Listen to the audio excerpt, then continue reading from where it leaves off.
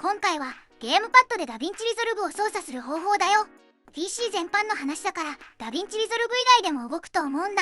全てのアプリケーションがゲームパッドで動く裏技だね。まあできるとは言っても公式にサポートされてるわけじゃないから自己責任で作業してね。あとソフトウェアの更新で使い方が変わるかもしれないから注意してね。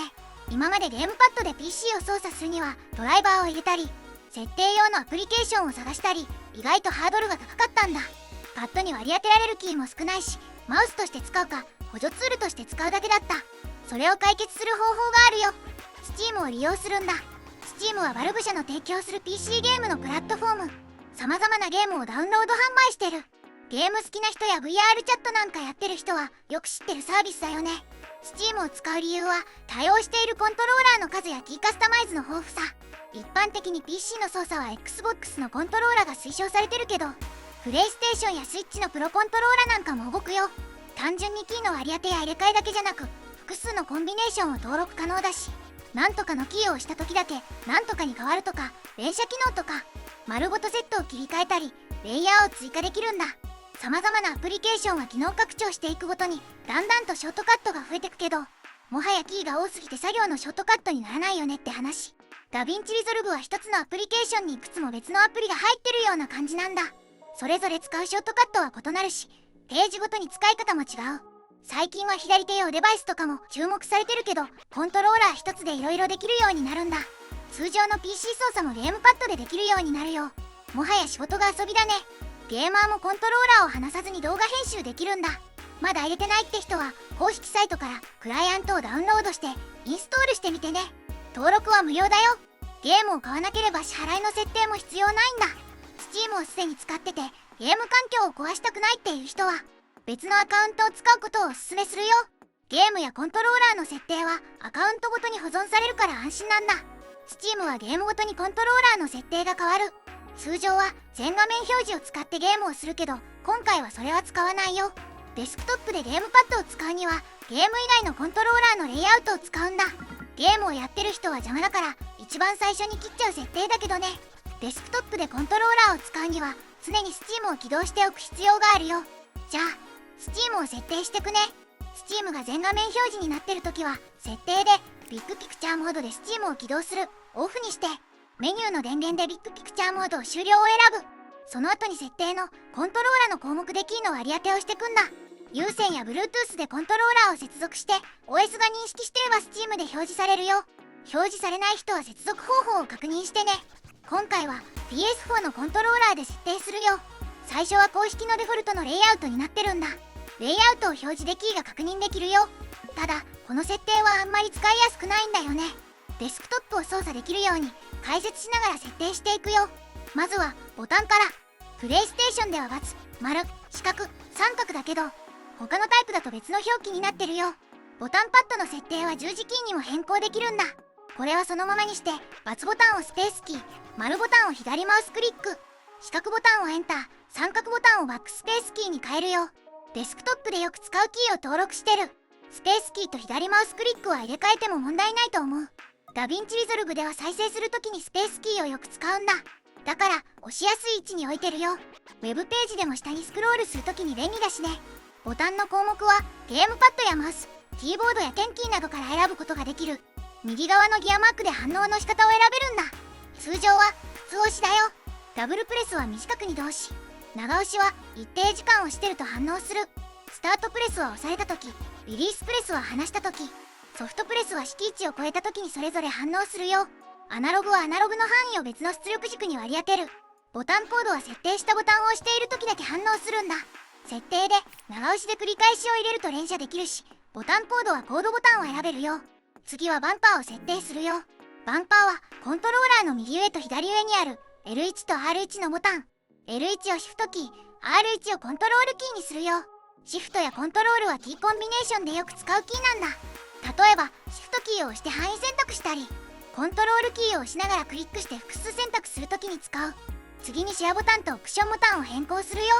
シェアボタンを Windows キーにしてオプションボタンに Undo を組み込むね。Undo はコントロールプラス Z、ギアボタンでサブコマンドを追加を選ぶんだ。複数キーの同時押しの時に使うよ。次は十字キー。十字キーはボタンパッドに入れ替えできる。ボタンと十字キーを左右反転できるってことだね。十字キーのレイアウトはオーバーラップのある放射状レイアウトになってる。これは斜めが入力可能な8方向、オーバーラップのない放射状レイアウトは4方向だね。アナログエミュレーションはアナログスティックの信号をエミュレートするよ。クロスレートは縦横方向が優先されるんだ。使い道によって選んでみてね。次はトリガー。トリガーは L1 と R1 の下にある押し込み式のノブ。フルプルは全押し、ソフトプルは半押し状態だよ。L2 は両方オルトにして R2 のコマンドは削除しておくよ。削除するときはギアボタンでコマンドを削除を選ぶんだ。これは後でモードシフトを設置するのに使うよ。ジョイスティックは両方ジョイスティックマウスにして R3 を左マウスクリック、L3 を右マウスクリックにする。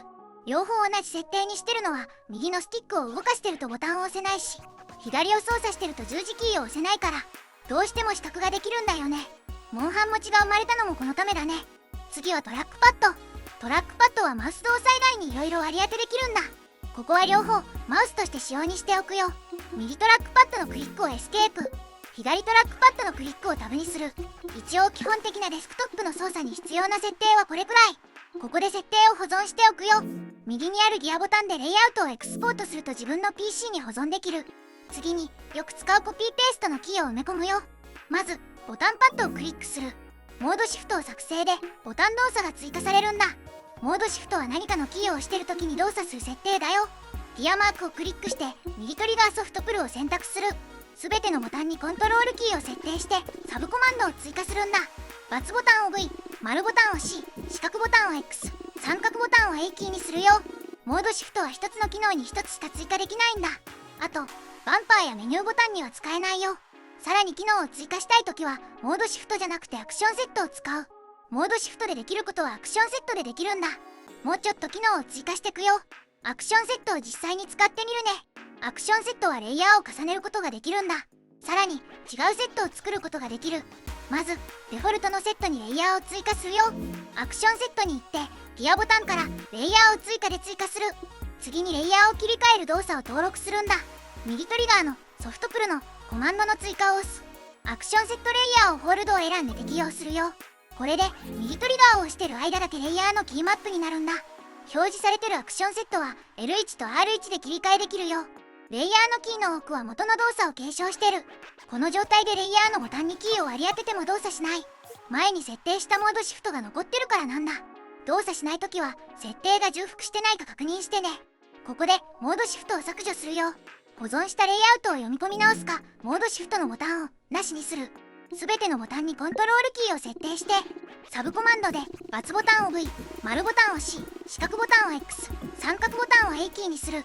バンパーはそのままでオプションボタンをコントロール Y に変えるよ。やり直しのキーだね。十字キーは設定だけ変えるよ。アナログエミュレーションにする。動き方が変わるよ。この設定か各キーを長押しで繰り返しにしておくと連続して動くんだ。次に左ジョイスティックをスクロールホイールに変えて時計回りをスクロールホイール下、半時計回りをスクロールホイール上にしておく。スティックをぐるぐる回すとスクロールするよ。左マウスクリックをシステムのキーボードを表示。右マウスクリックにオルトプラスシンボルクオートで日本語 IME の切り替えを入れておく。オンスクリーンキーボードが表示されないっていう人はビッグピクチャーモードで起動して設定メニューのキーボードからアクティブキーボードを選んでね。ちょっと癖があるから使いやすさは微妙だけど入れておくね。これで R2 を押しながらボタンでカットコピーペーストや文字入力ができるようになったよ。ここまでできたら一度保存しておこう。ここからダヴィンチリゾルブの話だよ。今回の設定はカットページだけ。これが正解っていうわけじゃないから使いやすい設定を探してみてね。まずアクションセットを追加するよ。名前をつけて設定をデフォルトからコピーする。カットページっていう名前にしておくよ。編集するときは左上のアクションセットを確認してね。それじゃあボタンを変更するよ。×ボタンをスペースキー、丸ボタンを左マウスクリック、四角ボタンを I、三角ボタンを O キーにする。スペースキーは再生と停止、I キーはインテンを設定、O キーはアウトテンを設定だよ。ちなみにオルトプラス I でインテンを消去、オルトプラス O でアウトテンを消去だね。シフトを押しながら I か O でインテンやアウトテンに移動するよ。L1 はシフト、R1 はコントロール。デフォルトの設定と同じだけどよく使うキーなんだ。次はシェアボタンでアクションセットを切り替える設定にするよ。デフォルトで設定した Windows になってるボタンをアクションセットを変更にする。デフォルトの方のシェアボタンもアクションセットを変更に変えるよ。これでボタン1つで2つのセットを切り替えできるようになるんだ。最初はデスクトップ用のデフォルト設定になってるから、ダヴィンチリゾルブではシェアキーを押してアクションリストを切り替えてね。十字キーの設定はそのままだけど、機能を説明しておくね。ダヴィンチリゾルブでは上下左右の方向キーは結構重要なんだ。メディアプールにあるクリップを選択するのに使ったり、再生ヘッドを動かすのに使うよ。左右のキーで1フレームずつ動く。シフトを押しながらだと1秒ずつだよ。タイムラインを選択している時に上下のキーで編集点に移動する。シフトを押しながら上下で前後のマーカーに移動するよ。コントロールを押しながら左右で隣のクリップを選択できるんだ。上に乗ってるクリップはそのまま上下キーで選択できるよ。次はトリガー。右トリガーはレイヤーで使うからちょっと置いておくね。左トリガーのフルプルを右マウスクリック、ソフトプルをオルトキーにしておく。押しづらかったら両方オルトキーでもいいよ。ジョイスティックに行くね。両方ジョイスティックマウスのままで R3 のクリックを Q キーに変える。Q キーはソースとタイムラインビューアーの切り替えなんだ。シフトプラス Q キーだとソースクリップとソーステープを切り替えできるよ。左の L3 をコントロールプラス2にしておく。これはメディアプールのクリップを選択するボタンなんだ。クリップをクリックしなくても方向キーで選んですぐにソースビューアーで再生できるよ。次はトラックパッド。両方シングルボタンにして、右クリックに P キー、左クリックに X キーを割り当てる。P キーは全画面表示。もう一度押すと元に戻る。あと追加コマンドでキーパッドのエンターを追加しておく。例えば合成モードのプルダウンでプレビューして決定するにはエンターを押す必要があるんだ。左クリックの X キーは再生ヘッドの位置にあるクリップをマーク。オルトキーと一緒に押すとインテンとアウト点を消去するんだ。コントロールキーと一緒に押すとクリップを消しちゃうカットの動作だね。だから同じトラックの別の位置にペーストできるよ。いろいろ消すのに使える汎用性の高いキーなんだ。これで基本的なページができたからレイヤーを2つ追加するよ。左下のアクションセットでカットページのギアメニューからレイヤーを追加する。トリガーでレイヤーを切り替える設定にするよ。ホールドの対象をソフトプルをレイヤー1、フルプルをレイヤー2にするんだ。レイヤー1は再生と編集操作、レイヤー2はトリム操作にしてるよ。まずはレイヤー1のボタン。×ボタンを K キー、丸ボタンを L キー、四角ボタンを J キー、三角ボタンをコントロールプラス B キーにする。右のトリガーを半押ししながら下の3つのボタンで再生しつつ上のキーで分割していくイメージだね。K キーは停止だけどシフトを押しながら押すと 0.5 倍速で再生するよ。もう一度押すと 0.25 倍速になる。ちなみにオルトプラスコントロールプラス K キーでキーボードのカスタマイズが立ち上がる。メニューから選んだ方が早いけどね。L キーは再生、押していくごとに速くなるよ。最大64倍速。シフトを押しながら押すと初期速度が2倍速で再生される。オルトを押しながらだと再生を開始した位置からもう一度再生するんだ。J キーは100再生、これも押していくごとに速くなる。シフトを押しながら押すと2倍速でスタートするよ。コントロールプラス B キーはレーザー、タイムラインのクリップを分割するんだ。再生ヘッドのある位置で選択したクリップを分割するよ。何も選択してない時はロックされているトラック以外を全て分割するからね。十字キーには編集ツールを配置する。上が F9、下が F10、左が F11、右が F12。F9 は挿入。クリップをタイムラインの特定の位置に挿入するときに使う。インテンやアウト点の設定の仕方で動きがちょっと変わるから覚えておいてね。挿入された位置より右側にあるクリップは挿入されたクリップの後に移動する。全体の長さが変わるからね。カットページでタイムラインにインテンやアウト点を設定してないときにスマートインジケーターが表示されている場合はその位置に挿入されるよ。スマート挿入のボタンと同じ動作だね。それ以外の場面では再生ヘッドの位置に挿入するよ。インテンやアウト点がある場合はそれを元に計算されて挿入位置が決まるんだ。別のトラックにも挿入できる。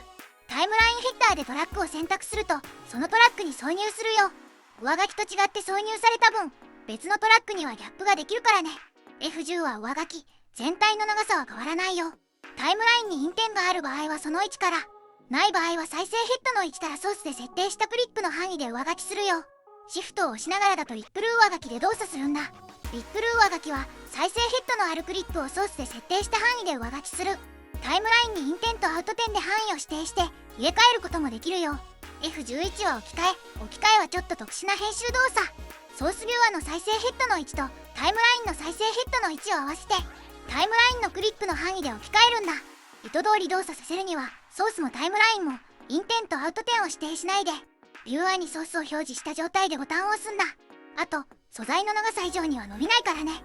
シフトを押しながらだとフィットトゥーフィルになるよ。素材の指定した範囲をタイムラインの再生ヘッドのあるクリップの長さにして置き換えるんだ。自動的に計算されて速度が変わるよ。F12 は最上位トラックに配置。常に一番上のトラックに配置されるよ。ちなみにカットページではできないけど、エディットページでオルトプラス上下のキーでクリップを上下のトラックに移動できるよ。F12 はシフトを押しながらだとタイムラインの末尾に追加になるんだ。レイヤー1はこんなところかな。次はレイヤー2。×ボタンをスラッシュ、丸ボタンを D キー、四角ボタンをコントロールプラス T キー、三角ボタンを M キーにする。スラッシュは選択アイテムを中心に再生。十字キーにトリムコマンドを入れてるけど、変更点をすぐに再生できるんだ。あとコントロールプラススラッシュでループのオンオフを設定できる。 D キーはクリップの有効化のオンオフ。コントロールプラス D キーでクリップの長さを変えられるよ。